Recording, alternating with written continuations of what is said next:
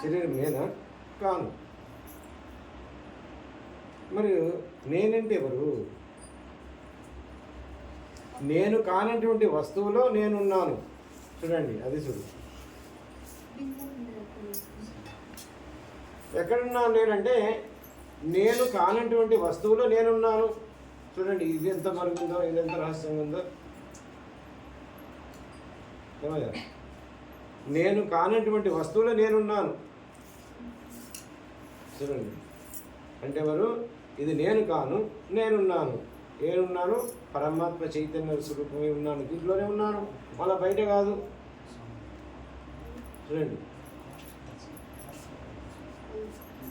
చూడండి ఎక్కడుంది అంటే కుండ కానటువంటి వస్తువులో కుండ ఉంది. అంటే మట్టి కుండ కాదు, కానీ కుండ ఎక్కడుంది? మట్టిలోనే ఉంది. మట్టి కుండలో ఏముంది? మట్టి. చూడండి, అందుకు చూడండి ఎంత విచిత్రంగా ఉంది విషయం. అంతా మళ్ళీ మోసుకొని రాము, మళ్ళీ మోసుకొని భుజం మీద పెట్టుకొని వస్తాం ఇంటికల్లా. విలువ కోల్పోయింది. అట్లే చూడండి, అట్లే ఇది కూడా విలువైన వస్తువే, కాదంటలేను, కానీ విలువ లేదు. చూడండి, కానీ విలువ లేదండి. విలువైన వస్తువే కానీ విలువ లేదు. ఎప్పుడుంది విలువ అంటే కుండ పగలక ముందు విలువ ఉన్నది దానికి. ఇది కూడా జీవుడు దేహం విడనాడక మునుపు విలువ ఉంది. దీనికి ఎంతో విలువ ఉంది. దీనికన్నా విలువ దేనికి లేదు. మళ్ళా జగత్తులో వెతికి బ్రహ్మాండం అంతా వెతికిరండి, అన్ని జీవరాశుల కన్నా విలువ ఉండేది ఈ జీవరాశికే ఉంది విలువ. ఎప్పుడో జీవుడు దేహం విడనాడక మునుపు. ఎప్పుడుంది దానికి? కుండ పగలక ముందు విలువ ఉన్నది, పగిలితే పసలేదు సుమ్మి. కాబట్టి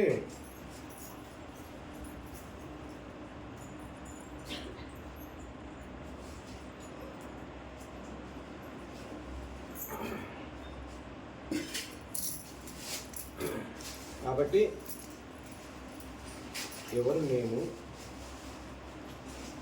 చూడండి, వచ్చిన తర్వాత అందరూ తిన్నారు, గురుక కొట్టి నిద్రపోతున్నారు అనుకోండి. కాసేపు కూర్చో. నువ్వు సాధకుడవు, సన్మార్గుడవు, సద్గురు పుత్రుడవు, సత్సంగములో తిరిగి వచ్చావు, సాధు సత్పురుషుల సేవ చేసి ఇచ్చావు, సద్గ్రంథ పఠన చేశావు, ఇవన్నీ చేశావు. కాబట్టి కాసేపు కూర్చొని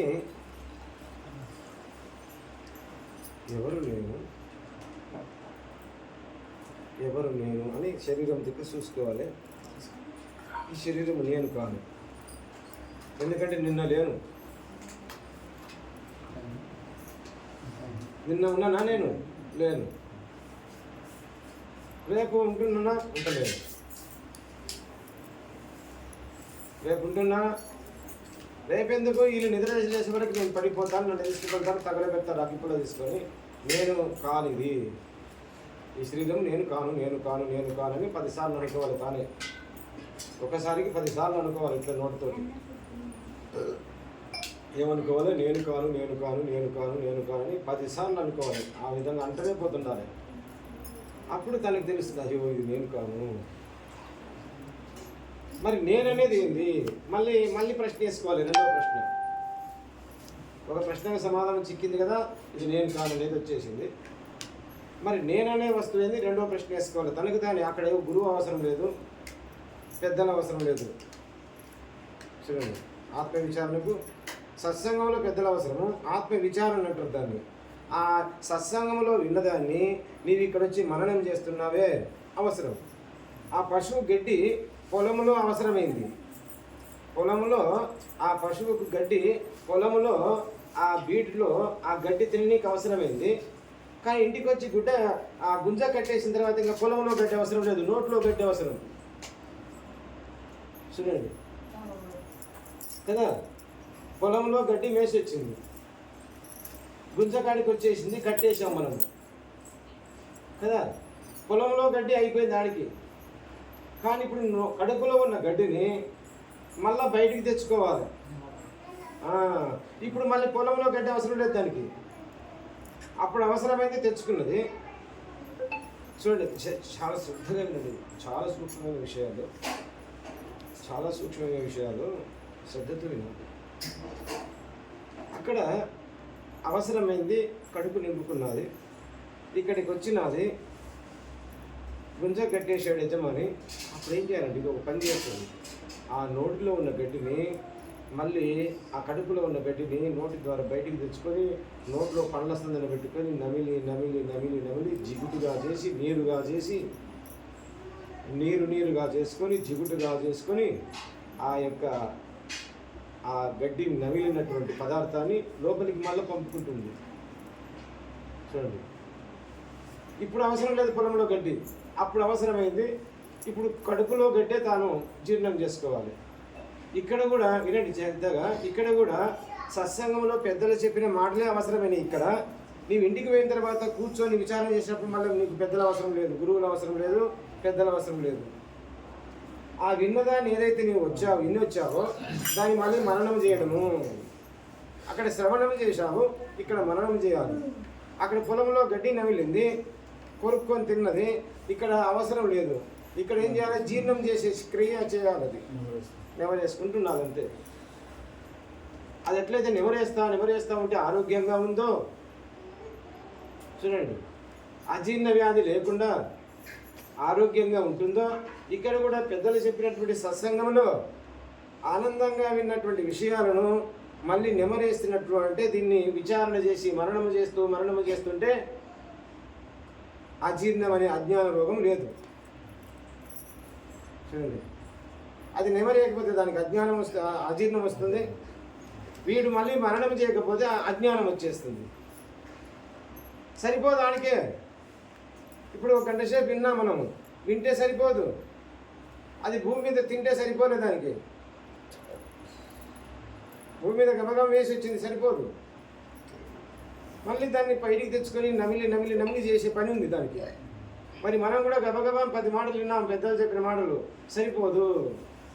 ఇప్పుడు ఏం చేయాలి? ఇంటికి వెళ్ళాలి. సత్సంగం కాసేపట్లో ఆపేస్తాము. ఎవరికై వాళ్ళు నిద్రపోతాము, నిద్రావస్థ వస్తుందని ఆపేస్తాం. ఆపేసిన తర్వాత మనం కాస్త ఇంటికి వెళ్తాం కదా, అప్పుడు మళ్ళీ ఒక 5 నిమిషాలు 2 నిమిషాల్లో కూర్చో. మననము, దాన్ని ఏమంటారు? మననము. దీన్ని శ్రవణం అంటారు. ఇది శ్రవణేంద్రియం ఏం చేసింది? విన్నది. మననేంద్రియం ఏం చేస్తుంది? విచారిస్తుంది. ఆడ ఇంటికి వెళ్ళిన తర్వాత చూడండి, మననేంద్రియము మనస్సు విచారించేది. మననేంద్రియం అంటే మనస్సు, అదొక ఇంద్రియమే. చూడండి, అయితే ఈ శ్రవణేంద్రియం అంటే గబగబ మేసింది పశువు. అంటే గబగబ మనం 10 మాటలు విన్నాం. చూడండి, గబగబా 10 మాటలు వింటున్నాం, పెద్దలు చెప్పిన మాటలు గబగబా వింటున్నాము. ఇంటికి వెళ్ళిన తర్వాత కాసేపు మళ్ళీ మనం మననం చేయాలి. నిదానంగా మననం చేయడమే అది శ్రవణము, మననము. ఆ మననము చేసిన దాన్ని అహర్నిశాలు నిధిధ్యాసలు ఉంచుకోవడం నీ ధర్మం. చూడండి, మననం చేసిన దాన్ని నిధిధ్యాస అంటారు. దాన్ని నిధిధ్యాస అంటే నీ ధ్యాసలో నీకు ఉండాలి. ధ్యాస తప్పకూడదు. ధ్యాస తప్పితే ఏమైతే అవుతుంది? నువ్వు ఈ నుంచి నడుచుకుంటూ పోతున్నావు, నీ ఇల్లు ధ్యాస తప్పినావు అనుకో, నీకు ఏమవుతుంది? అప్పుడు ఇబ్బంది కదా. ధ్యాస తప్పితే నీకు ఇబ్బంది కదా.